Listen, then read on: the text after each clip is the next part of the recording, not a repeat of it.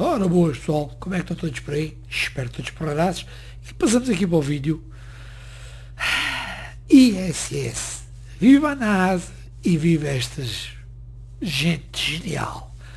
Vão ver este vídeo que eu vos vou colocar a seguir e vou dizer uma coisa. Porquê que será que a gravidade não tem qualquer efeito sobre o cabelo desta astronauta? Hã? Alguém sabe explicar? Fica aqui o vídeo, pessoal. Espero que gostem. Até já. You look like you're in a studio, maybe in Omaha, Nebraska or something. The shot is so clear. Is this a hoax? Are you really in space still? Is this a hoax? Are you really in space still? See the hair? I don't know. We're going to have to do something for you. Yeah. I want to do it. I know. Oh, yeah, I can do that. Watch this. Can everybody float around for us? That was really cool, Chris. Look at her. So Look at her. I think Sandy's hair is pretty much a dead giveaway.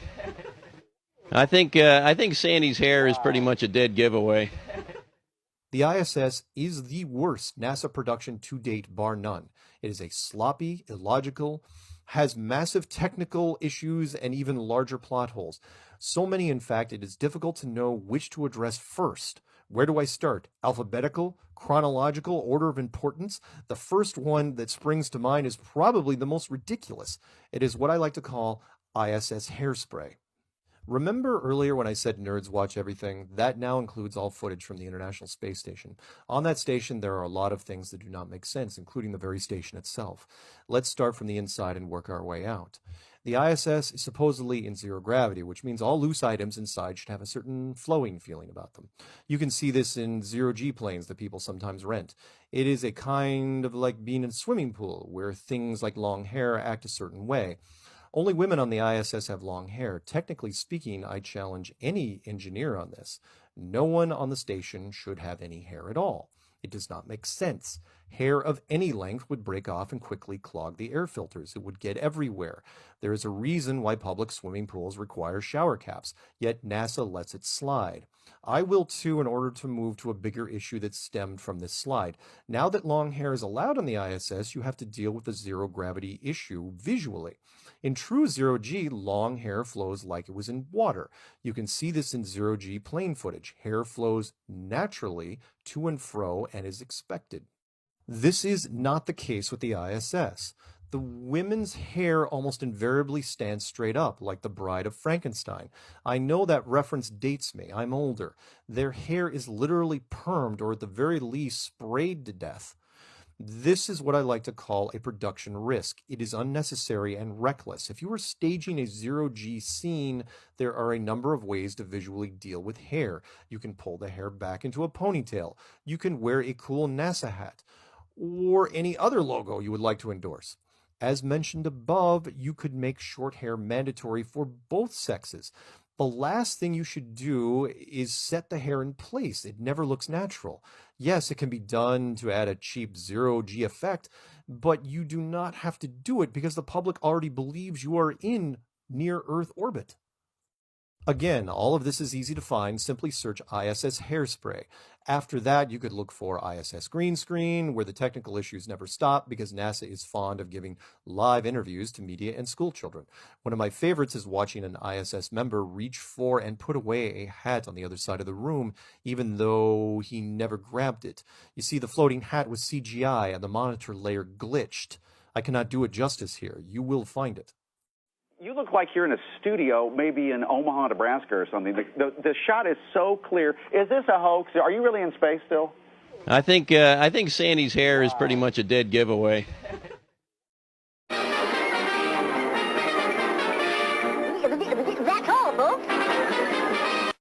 Bem, há muitos anos que se ouve sobre o ritual da humilhação feito pelos grupos grandes, digamos assim, aqueles que estão nas sombras, a fazerem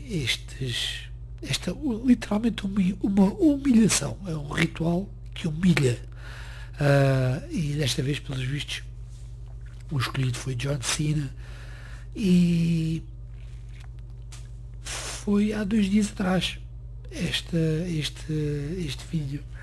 É pena, porque gosto do John Cena como lutador de wrestling, como ator. Acho que está muito bem.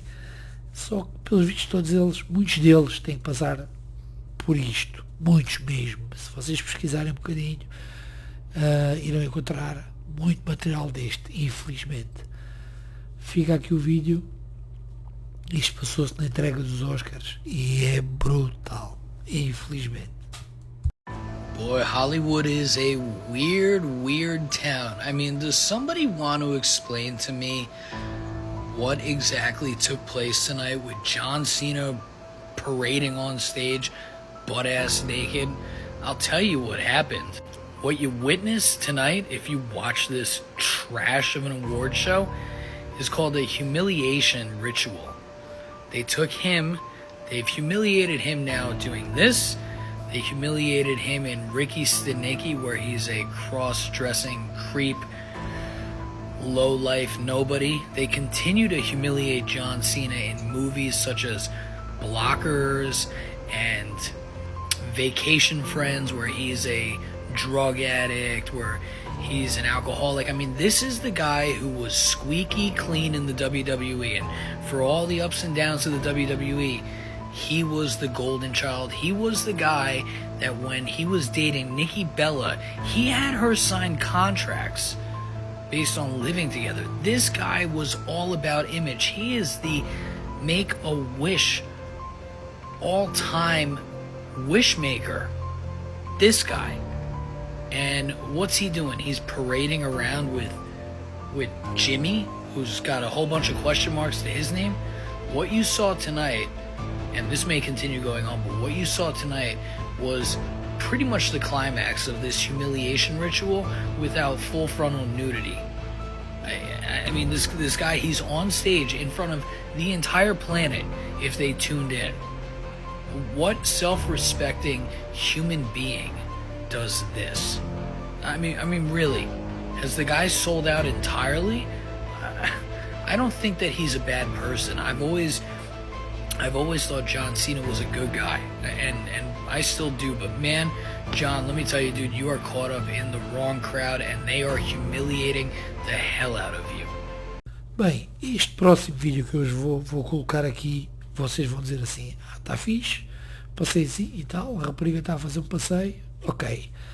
Então, eu vou-vos dizer uma coisa. A cidade onde ela, o que vocês estão a ver na cidade, essa cidade não existe. O modelo não existe, ou seja, nada neste vídeo existe. Vão ver com atenção porque é incrível. Até onde a inteligência artificial já consegue avançar e criar este género de ambientes. Fica aqui o vídeo, até já. You guys want to see something insane? Check this video out right now. In this video, we see a woman walking down the street of Tokyo after a long day of work. But the catch here is that this woman is someone you'll never meet. She has no name, she has no family, she has no friends, she has no job. She does not exist. She's a creation of artificial intelligence from a text-to-video AI called Sora. See, what Sora does is it takes a prompt that a user inputs and makes it reality.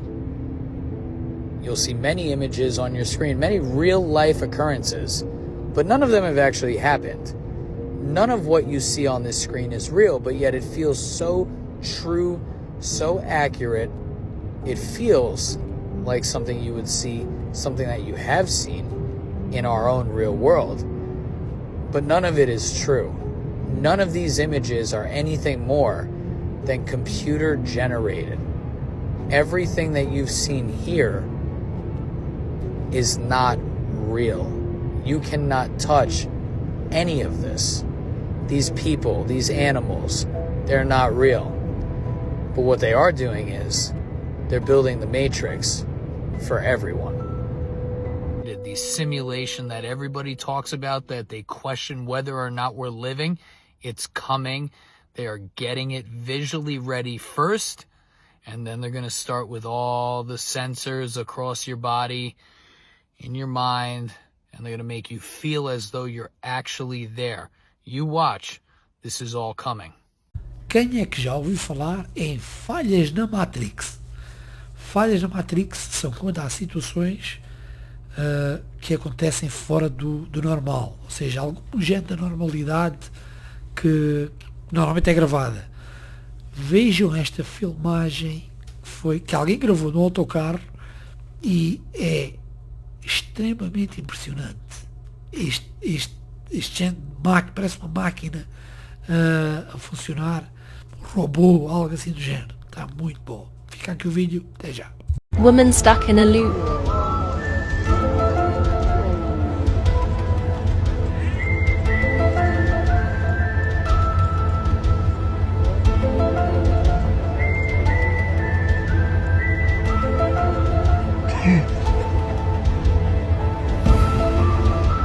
Bem, se fosse aqui há uns 10 anos atrás, iria dizer que, ok, isto é tanga, provavelmente isto não existe.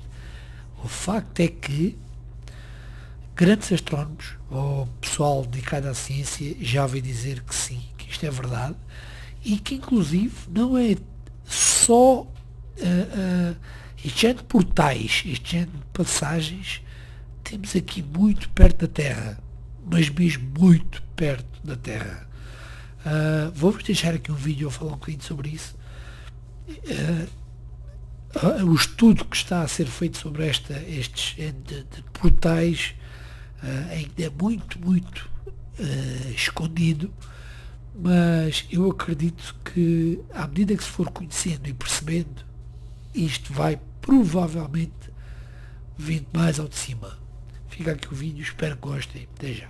NASA recently discovered something called X points around Earth and also around the sun. These are naturally occurring portals that open and close every single day all around the outside of our planet. The Themis satellite system discovered these portals a few years back, and they've been analyzing and watching them. Some of them create direct pathways to the sun and even to other planets in our solar system. So these are called X points. They exist all around the outside of our planet. They're where magnetic diffusion points hit and cross. Like our magnetic fields hit and cross. In some way, combining that crossing of electromagnetic fields with charged particles from the sun opens up a portal. So portals naturally can occur in nature. You don't have to make them artificially. So that's pretty interesting. All we have to do now is learn how to harness that power, and we can travel through space. We can go great distances without having to put ourselves in hibernation pods and things like that. But now what's interesting is you look at some of the pyramid structures and also read the ancient texts. If you go to one of the Sumerian tablets, they talk about having something called a Du-Ran Key.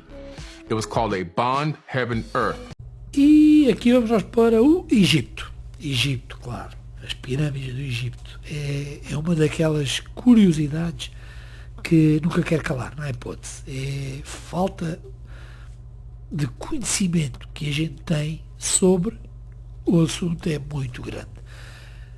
Neste vídeo temos a teoria da eletricidade naquele tempo, que já existia, porque tudo o que dá a entender, tudo o que dá indícios que já eles tinham essa tecnologia, já havia eletricidade. E realmente dá que pensar, porque para eles continuarem a conseguir trabalhar dentro das pirâmides, tinha que haver um sistema de luz, não é? Porque aquilo sem luz é escuridão total, não se vê nada. E tinha que haver já algum género de luz dentro da pirâmide. Como é que eles iriam fazer isso? Eventualmente houve quem dissesse que levavam umas velas, levavam algum género de trapo com fogo, pronto, neste caso. E o mais incrível é que nenhum desses sistemas funciona, pois o oxigênio não é o suficiente para permanecer com uma vela acesa. Mesmo que aqueles trapos estivessem embebidos em gordura de porco, por exemplo, gordura animal, o tempo que duraria por falta de oxigênio era muito curto, muito curto.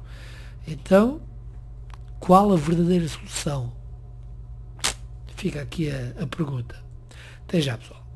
And then if you have something called a JED, it looks like a Tesla coil, and it's all over Egypt. Everywhere you look in hieroglyphs, it's everywhere. And they have cables coming out of them, electric cables. They were connected to their electroplating devices, light bulbs. Anything that needed electricity was connected to the JED. The JED would capture the ambient electricity from the obelisk. The obelisk were like electric wire poles in your neighborhood, basically, but just doing it all wirelessly. And by that method, they were able to transmit the wireless energy all around the region. And the JEDs would capture that energy, and they can power whatever they wanted. Now, what's also interesting about the Great Pyramid, a small amount of that water would be pushed up into the pyramid and down into the Queen's Chamber. Now, the Queen's Chamber, when you analyze it and look at the x-rays of it, you discover something interesting. It operates like an electrolysis machine. Why electrolysis? If you use electrolysis with running water, you can extract the hydrogen atoms out of the water, which is what we do in different types of engines that we have right now. The Navy has a ship that never has to come back for gas because it just takes the water from the ocean, extracts the hydrogen atoms, and pushes it into a chamber for engine combustion, and they run on hydrogen. They don't run on gas anymore.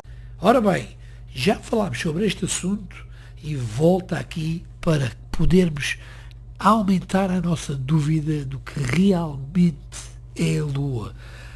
Está aqui um vídeo que eu achei, e eu acho que é impressionante, está muito bom, está na minha ótica, obviamente, está muito bom e faz-nos realmente pensar e perguntar até onde é que a Lua tem influência sobre o aspecto da Terra. E isto vai mexer um bocadinho com o sistema nervoso das pessoas, provavelmente, porque muita gente acha que não, isto é tudo redondo e a Lua está lá no canto dela. Será que isso funciona mesmo assim? Esta é a grande questão. Fica aqui mais um vídeo a comprovar, salvo seja, que talvez a teoria seja um bocadinho diferente daquela que se proclama, não é? Que a NASA diz que é assim, e a NASA, infelizmente, muitas vezes não nos diz a verdade. Fica aqui a dica. Até já, bom vídeo. This is a picture of the moon. The moon identifies that there is other land beyond what we know and what we have not seen. The moon is nothing but a reflection of Earth. Now, I don't know about any of these names on the moon, but clearly someone does. Let's dive into this. So wait, how many people have figured out that the Prague astronomical clock is literally confirming the moon map theory by Vibe of the Cosmos on YouTube? Dude, you gotta check it out. Known land, which is where our constant, this clock is still accurate today, constructed in 1411. Perfectly, guys, known land, where we are, unknown land, beyond Antarctica. Guys, what's going on? Did you know that the moon reflects all the continents of the Earth? The moon also reveals lands beyond the icy walls that surround the Earth. This is biblical. The truth always appears as an answer to those who seek it.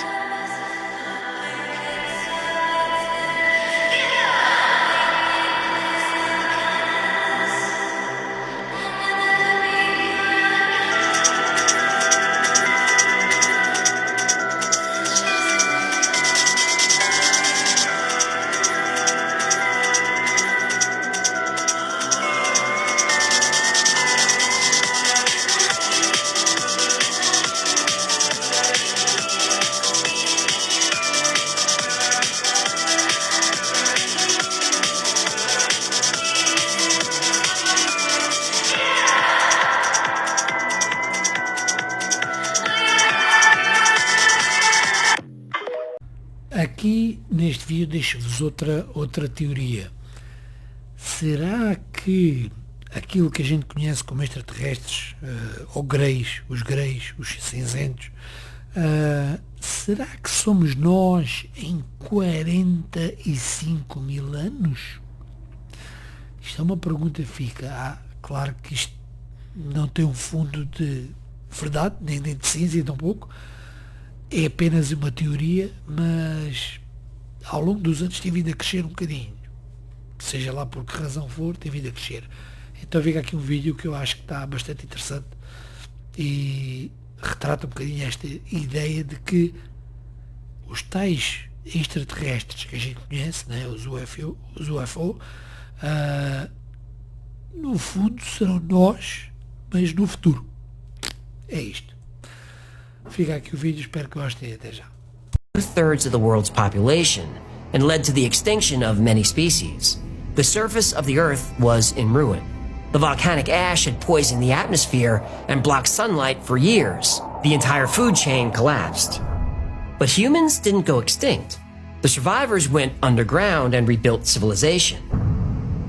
Over thousands of years, our ability to manipulate time and space grew more and more powerful. We could alter our DNA in real time. We can manipulate our physical form. The form that was most beneficial for surviving underground was a smaller, thinner body. Our brains grew larger, so did our skulls. Large, dark eyes helped us see in the darkness. We became what are described as the Greys. The Greys we see now aren't aliens. They're us. 45,000 years in the future. Majestic 12 calls them P45s. P45s, future humans, were able to unlock a lot of potential from the human brain. They learned telepathic communication and how to manipulate space and time with thought. But this evolution had a downside. Future humans lost their humanity. They became emotionless and cold. They became selfish drones, interested only in serving their own needs.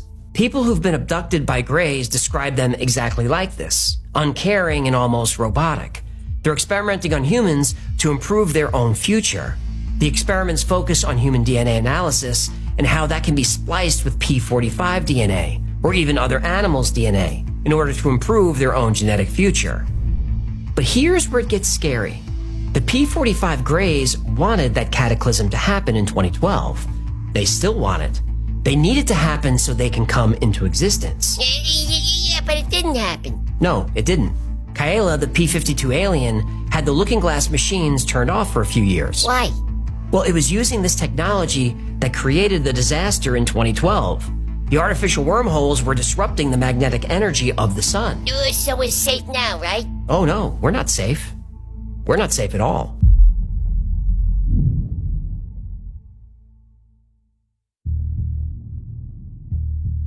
The Greys either are or are controlling the Illuminati. The Illuminati still want this disaster to happen. Fewer people on the planet means they have more control. Eat bugs, live in a pod, own nothing and be happy. Exactly. And keep people terrified of overpopulation by controlling world leaders and use the media to disseminate propaganda. All to create... Bem, este próximo vídeo tem o seu fundo de realidade no sentido em que a gente estamos mais dedicados em saber o que está no espaço do que o que a gente tem dentro do nosso próprio planeta, neste caso, dentro da água, dentro dos oceanos. O que realmente existe nos oceanos. A gente não faz a mínima ideia. A gente tem uns 3, 4, 5% de conhecimento dos oceanos. Pronto, não há nada. Ficamos por aqui. E no entanto já temos se calhar 20% do espaço, do universo, enfim. Ou seja, isto já dá que pensar um bocadinho. A gente não conhece a nossa própria casa, mas queremos ir conhecer a casa do vizinho. Um bocadinho assim. Que se calhar é capaz de dar muito jeito. Fica aqui este vídeo que eu coloquei porque eu achei engraçado e dá que pensar um bocadinho. Até já. Here's a question for you guys. Is outer space above us or underwater? Well, NASA hasn't been discovering much, and here's why. Run that video, comment below, and this is for educational purposes only. This is why NASA stopped exploring the oceans, and it's terrifying. NASA started exploring the deep sea in 1958, but completely stopped in 2014, and suddenly began putting 100% of their efforts towards space exploration and trying to get us off this planet. People began wondering why they made this rapid change, but no one had any clue. That was until just a few days ago when a NASA head engineer had been fired and decided to speak out about this. What he said is terrifying.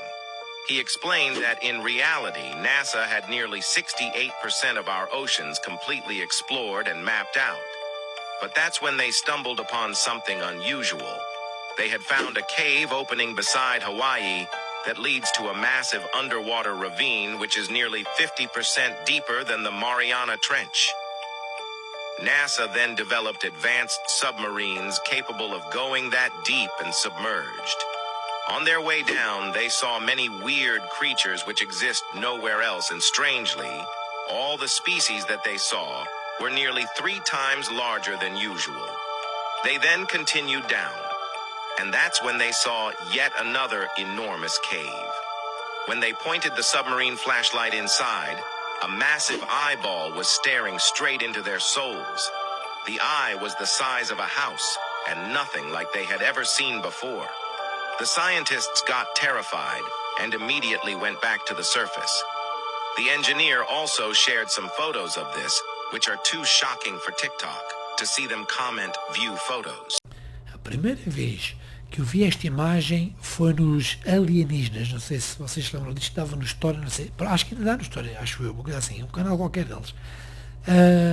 E esta imagem deu que pensar um bocadinho, porque este retrato foi desenhado, atenção, porque na altura não existiam máquinas fotográficas, supostamente, foi desenhado em 1350, se não me engano. Então a questão que se mete aqui é: quem fez este desenho? Por que raio desenhou o que desenhou? Deixe fazer aqui o desenho e reflito sobre isto, porque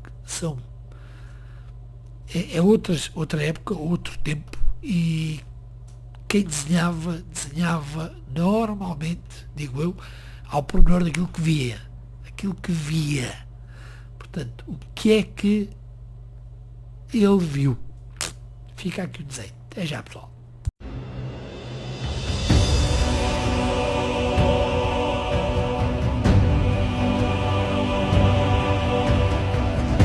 Bem, sei que muita gente não acredita em gigantes, mas o facto é que cada vez parece que há mais filmagens e cada vez há mais descobrimentos de ossos que são, digamos que normalmente grandes.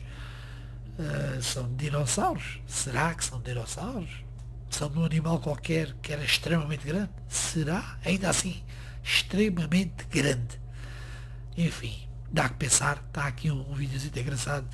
E será que não havia mesmo gigantes? Será que ainda não há gigantes? Esta é a questão. Até já, pessoal.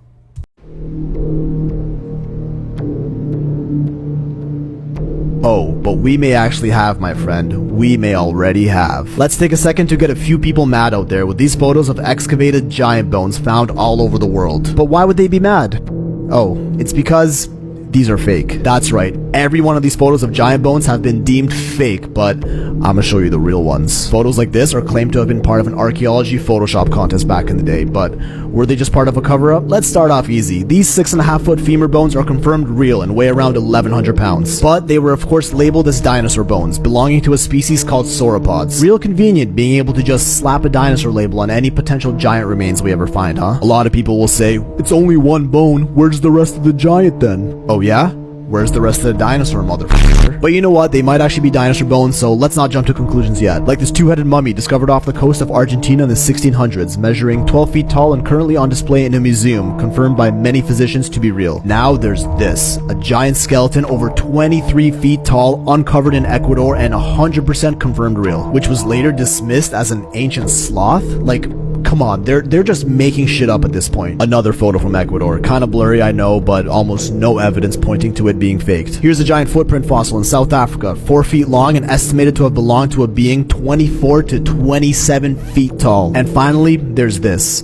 a much more human-looking femur bone, and not as thick as the others. Dug up in the Euphrates Valley in Turkey, measuring 47 inches and estimated to have belonged to a giant over 20 feet tall. All confirmed real, and giant excavations like these used to get widely reported in newspapers all the time back in the late 18 to mid 1900s, but now they're always quick to sweep these under the rug for some reason. With the Smithsonian, the world's leading museum and research education institution created by the US government, accused of covering up all giant findings and instead putting the spotlight on how fake the fakes are. Like they did with the San Diego giant in 1865, which is one of the smaller ones, inspected by dozens of scientists and featured in many newspapers. After which the Smithsonian purchased the giant for a pretty large sum, and then all of a sudden, many years later, they dismiss it as a hoax, saying that it was made from gelatin and we never see it again. Google searches of these giant excavations will obviously only bring up the fakes, pushing the most ridiculous ones to the top of the search results. The problem with finding definitive proof of these giants is the internet is laced with these Photoshop jobs. So all the Google debunkers are quick to downplay any new evidence that comes up, like, nah bro, it's fake, didn't you read that fact check article bro, even if real evidence were to come up. But even if real evidence were to come up, the alleged Smithsonian cover-up can easily just write a bunch of articles that discredit it as a hoax. We all know this isn't the first time governments and tech giants were caught deliberately manipulating data to control the narrative. A lot of the time, the difference between a conspiracy and fact